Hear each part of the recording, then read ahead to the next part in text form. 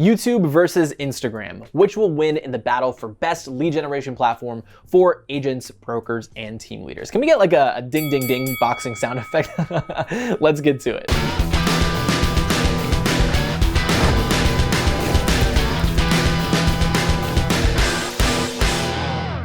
Hey, what's going on, everyone? Aaron here, back once again from the Real Estate Marketing Guys. And you're probably like, well, Aaron, hold on. You talk all this stuff about YouTube and how it's the best for agents. Like now you're talking about Instagram and what's the deal? Well, I wanted to take a little bit of a step back and really kind of show you guys the differences and again, the verses, putting them up into 6 different categories of, Instagram versus YouTube, right? Because I want to, yes, showcase YouTube, but also show you, okay, in relation to, other platforms, what is going to win in certain categories. I guess we can put it in that way. So before we jump too far into it, of course, your really quick friendly reminder, if you haven't already subscribed to this YouTube channel, we're gonna be doing a ton more of these versus series. So right now, obviously we're doing Instagram versus YouTube. I wanna do YouTube versus TikTok, YouTube versus Facebook, YouTube versus, Twitch, that's not gonna work. But really just putting YouTube against all these other social platforms. So if you wanna stay up to date with that, make sure to subscribe as well as turn the notifications on to get notified every time we upload a brand new video here on the channel. And you're definitely gonna wanna stay to the end of this one because it's a nail biter and you probably won't really expect the outcome. So let's get to it. So we're gonna break this down into 6 different categories. Number 1 being ease of use. Number 2, discoverability. Number 3, quickness of growth. Number 4, predictability as a lead source. Number 5, content shelf life. And then number 6 is gonna be the quality of leads. So let's break it down. Number 1, we're jumping into the ease of use. Now, of course, that just means how easy is it to pick up your phone, pick up a camera, and create your content. If we're talking on the Instagram side, like a couple years back, maybe 2010, 2013, I think it'd be a lot easier for someone to really pick it up and use it. But now, of course, we have the post feature, we have stories, we have IGTV, we have Reels, of course, all the different features that they stole from other platforms. I digress. But when it comes to all those platforms, it is a little bit more difficult to be like, okay, what is what? How can we learn about all these new things? But really we'll just look at it as like, okay, how easy is it to post? Just a regular post on Instagram. If we're talking about that and assuming that, someone that's on Instagram right now hasn't just picked it up, they have gone through kind of the seasons that Instagram has, that's gone through and they've learned every new platform as they've come up or whatever they deem to be the most useful for them, for their business. But when it comes to, again, just picking up your phone, posting, clicking the little plus button at the top right, and then posting a photo, I would say it's pretty simple, right? If we had to go, let's say a scale from 1 to 10, I'd say about 7 to 8 out of 10, how easy it is to pick up a phone, download the app and just post it, right? Put a caption, maybe a couple hashtags. It's pretty intuitive for the most part. But if we're jumping to the YouTube side of things, I'd say there definitely is more to work with, right? More to really try to break down and figure out because of, just the nature of the platform. Now, if you're looking at it from just like, okay, I need to pick up my phone, I can take a video, post it on my YouTube channel, right? Directly from my phone,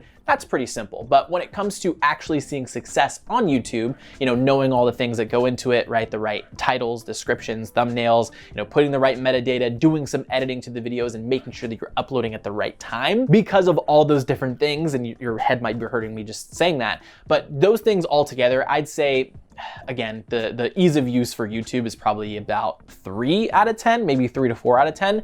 But that's, again, assuming that we're doing all the right things to make sure that the YouTube video that we upload does well. So as you can see out of those 2 number comparisons, the ease of use is definitely gonna go to Instagram for this category. Jumping into category number 2, we have discoverability. Now, this is, we'll start on the YouTube side because I think it'll be a little easier to really just like kind of squash that one. But when it comes to discoverability, it definitely is a lot more difficult in most cases to be found on YouTube. Now, of course, it depends on the types of videos that you make. The way that we teach it in terms of hyper-local, non-real estate content to generate real estate leads, it works pretty well. But again, this comes back to the ease of use of making sure that you are using the right tags, descriptions, thumbnails, the things that are going to help you be discovered in front of the people that are already looking for you. So discoverability is good as long as you do it right. And then with the recent introduction of YouTube Shorts is now, which by the way, if you don't know what YouTube Shorts is, I'll leave one of my videos up at the top of the screen. You guys can check it out.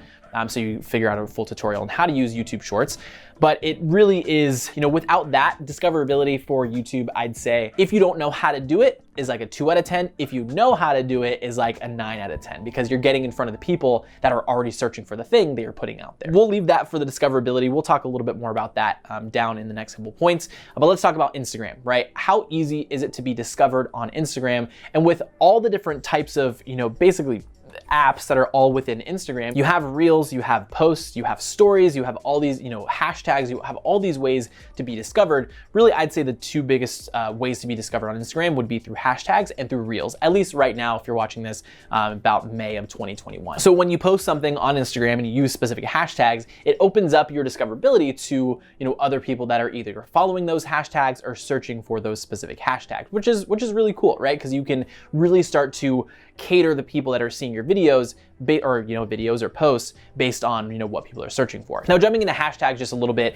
is, when you put specific hashtags, the cool part about them is that if people are following them or people that are searching up specific hashtags, you're getting in front of the audience that's searching for whatever that thing is. Now, depending on how relevant that audience is to you, it's very dependent case to case, but I think where the real discoverability happens, or at least could happen, is within the Reels feature.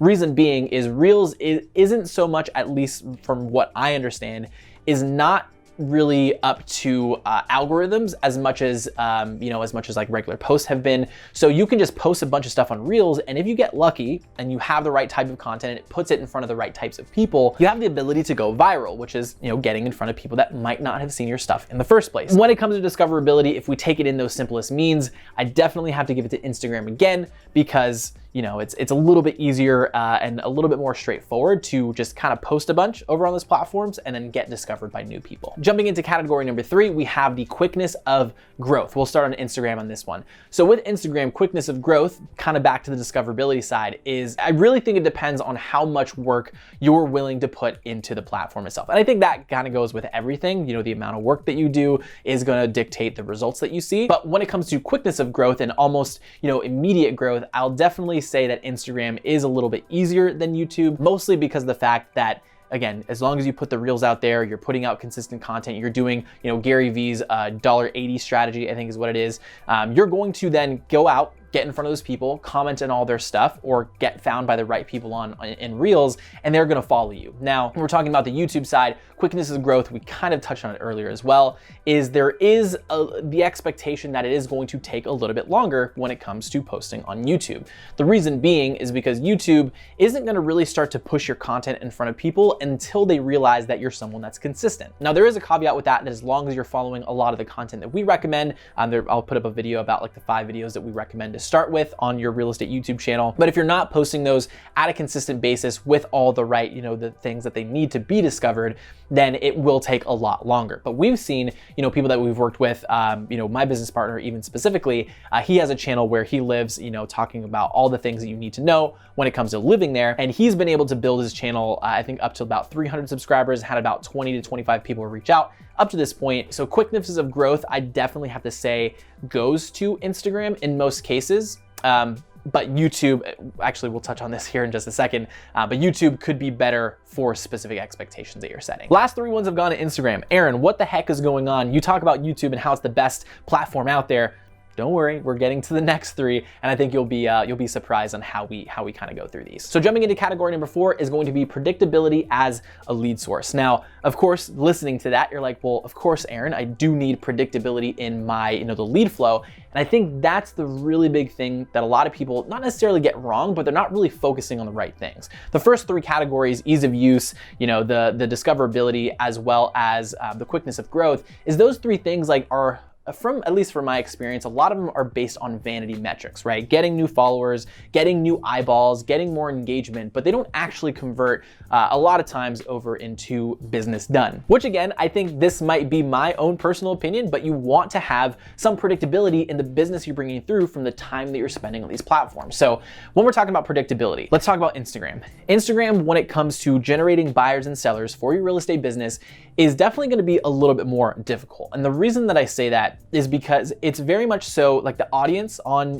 both Instagram and even on Facebook, we'll talk about on another video, is that you're getting in front of people that are very top of funnel, right? These are people that, they're seeing your videos and they're not necessarily on Instagram to buy a house. They don't really have their wallet out, ready to buy something. So when people are scrolling on Instagram, there really isn't any intent there, right? It's just more or less to waste time, right? Scrolling through Instagram. So when we take that, right, take that very top of mind, not really intentional about their, purchase decisions, and we put it against YouTube, is with YouTube, the audience that's on YouTube, right, on those specific videos that they're searching for, is the intent is very high, especially when they're searching for things like, what is it like to live? What's the cost of living in a specific area? And when they're looking at those things, there is a lot more intent to actually take action to, let's say, move to that area, right? Unless someone is like, let's say, vacationing, they're not going to be searching for, what is it like to live in a specific neighborhood in San Diego or in, somewhere in Texas, if there isn't intent to move there. So when it comes to predictability as a lead source, Instagram is you're kind of just like hoping and praying that whoever is seeing your videos are going to reach out to you and maybe use you as a real estate agent.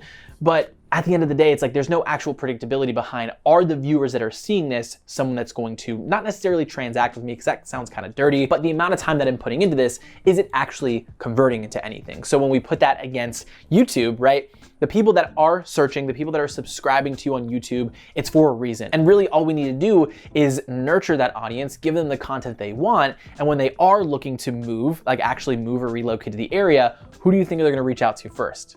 You, because you've given them all the content that they need to know, like, and trust the area, know, like, and trust you, and then they'll reach out to you when they're ready to move. So if you haven't figured it out already, predictability as a lead source is definitely gonna come over to YouTube. Jumping into category number 5 is going to be your content shelf life. Now, if you know anything about YouTube or what we talk about when it comes to evergreen content, you pretty much know where this is gonna go. But when it comes to Instagram, and again, a lot of these top of mind platforms and ones that are algorithm based, Instagram is gonna kind of throw your content away after 24 to 48 hours. And we've seen this before, right? We've seen where we post something up and we get a bunch of likes and a bunch of comments and a bunch of views and engagement really early on, and then it kind of just disappears, right? Because there's other people that are also posting on these platforms. So unless you're someone that is able to post every single day, multiple times per day, which trust me, I know that it gets super overwhelming, then you do kind of get forgotten, right? Especially when all of your other competition is posting on top of you. Now, on the other side of things, when we're talking about content shelf life, of course, we're gonna say like 10 out of 10 for YouTube specifically, because that's pretty much what it's made for, right? It's made to be evergreen content. So the reason we get so excited about that is because when it comes to content creation, right, we wanna be able to put our time, everyone's time is extremely valuable. And if you're putting time into something that's gonna be gone the next day versus something that is going to literally produce leads and relationships and conversations for the next year, I mean, it becomes pretty evident which one is going to make the most sense, right? When it comes to, again, the content shelf life, is that I even see videos that I made like 5 or 6 years ago on specific pieces of tech, and I still get affiliate commissions from that video that was made years and years and years ago, and something that I put like, an hour into it, and I'm still reaping the benefits. So again, with YouTube, not saying that your video is going to live for 6 years, but when you post something out there, let's say it is the pros and cons of living in an area, it's going to survive in that market. It's going to survive when people are searching for that. When it comes to content shelf life, not to go down a rabbit hole, it's definitely 1,000,000% going to go to the YouTube side. And last but not least, we have number 6, which is quality of lead. Now, I think that when it comes to the real estate space or lead generation in general, it has been very jaded in terms of us using the word lead, when really on the other side of that, said lead is, an actual human being with like dreams and aspirations. I like to use more of like relationships or, inquiries or things like that to be able to explain, how we're looking at these. When it comes to Instagram, I think that, well, Instagram and YouTube, I feel like the lead quality would be relatively similar, especially if it's coming from an organic lead. We're not talking really about Instagram ads, because Instagram ad lead quality is pretty terrible, especially because you're putting this in front, like they don't know who you are, they don't trust you, they're not gonna, trust you with the largest investment in their life. And when we're talking about Instagram being that, what is quality of lead, I think that you'll definitely get in front of people that are going to trust you a little bit more and then reach out to you when it's like that specific time. But really it is from that standpoint of, unless it's like directly in that time and you have to catch them, exactly in the right spot, then the lead quality is probably not going to be the best, right? But anytime that you can create a referral type lead from organic content, of course it is going to be pretty hot if they'd stayed up to date with you from all the content that you have on Instagram. So I'd say lead quality when it comes to Instagram, I guess doesn't really go with predictability, but I'd say probably about like a 6 out of 10 when it comes to lead quality, because they've already been following you, at least in theory, for a good amount of time. Now let's jump into the YouTube side of things. And YouTube, it's very similar, right? Being an organic lead, but the reason I think that YouTube definitely takes this category in terms of quality of lead is because they're more indoctrinated into you and your content, right? Because when we're looking at YouTube, we're looking at like 10, 15, 20-minute videos, as opposed to, let's say it's a video or a picture over on Instagram that's like a minute, right? A minute long. When they're watching hours of your content versus, minutes or we'll say even days of your content versus a couple minutes, a couple of hours, is you're always going to create a higher quality lead from this side, right? The YouTube side, because they've already been indoctrinated into you. They've watched hours, days of your videos, and they've watched you and stayed extremely consistent on your long form content. And we've seen examples as far as, let's say someone will reach out to, one of our current partners and one of our real estate partners, and maybe the real estate agent, right? The partner hasn't been able to reach the phone. But then they'll call them back, 2 or 3 days later. And the other, like the person on the end of the line is like just super stoked. Like they're just excited that they've reached back out to them, as opposed to, in some of the other platforms, they might not even have been warm, right? They are hot enough to really want to stay, and interact with you, as opposed to go and find someone, someone completely different. And then the second portion that kind of goes directly onto that is the reason that the leads are so high quality, or the client inquiries, we'll say, try to throw leads out of our vocabulary, is that they were already searching for you, right? The intent is there because they're searching for specific things on YouTube. So sometimes all really people need to see is, one video or 2 videos that really, really help them out, as opposed, again, on Instagram, as they have to really scroll through and watch all of your videos to be able to get indoctrinated in the same way as, the people that are already searching for a specific thing. You just so happen to, be in front of that person, right? And I want to keep going back and forth because this is a versus series, is, again, Instagram, people are scrolling through, they might get hit with your real estate content, but it's like, it could be relevant, maybe not at the time, but again, over on YouTube, they're searching for those things specifically. So we have 1, 2, 3 for Instagram, 1, 2, 3 for YouTube. So what I want you guys to do is you're gonna be the tiebreaker. Down below in the comments, I want you to vote for which one you think is the best. Let's do a little recap. When it comes to ease of use, discoverability, and quickness of growth, we have that on the Instagram side. And then for predictability as a lead source, the quality of lead, and the content shelf life, we have going to YouTube. You guys already know my vote when I'm looking at the time spent in these things to making sure that it reaps the most benefits, and then also making sure we have predictable, high quality leads that are coming through that wanna work with me. I'd say that we're gonna go to the YouTube side, but if you want something that's really easy, you want something where you can get a bunch of likes and a bunch of followers, and you can grow really quickly with it not necessarily meaning that you're bringing in business, vote for the Instagram side. So with all that being said, that's gonna pretty much do it for this video. Hopefully it does give you some insights and some action taking steps to go ahead and go out there and either start your Instagram profile or start your YouTube profile, or stop using Instagram and just jump into YouTube. But if you are looking for more of a resource, we did actually put together a training. I'll leave it down in the description below. It's revampedrealestate.com/case study, I believe is what it is.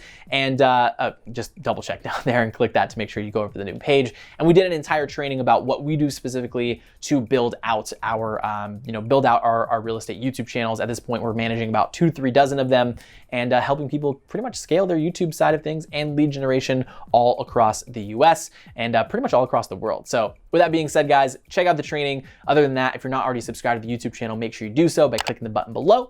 And without further ado, guys, we'll see you on the next video. Peace.